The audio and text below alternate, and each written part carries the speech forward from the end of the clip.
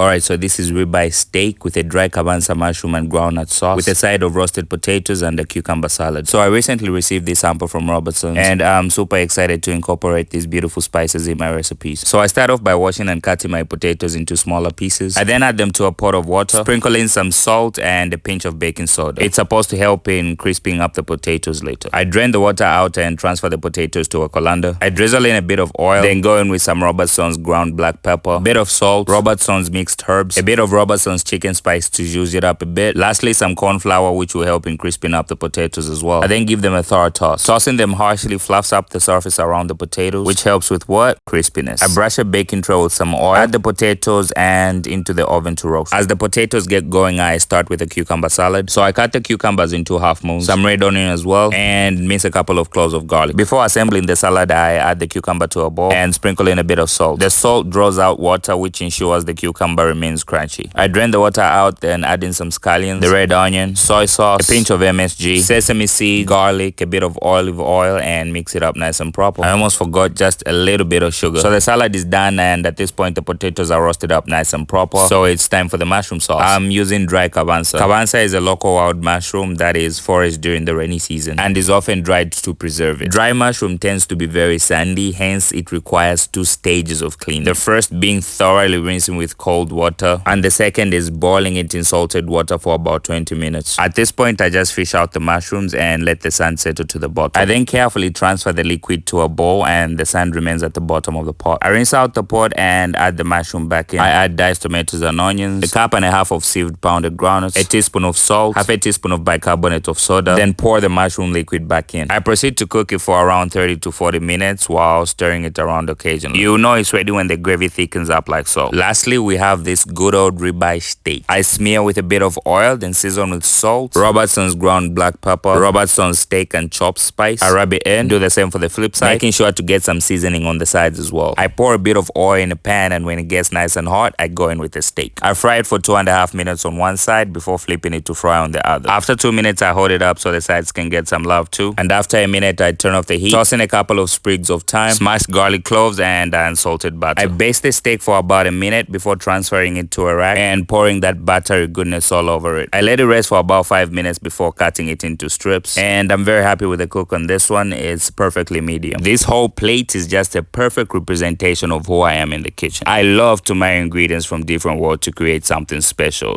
something unique. And sometimes it might be a little strange, but that's just me though. Robertson's, find your me in every meal.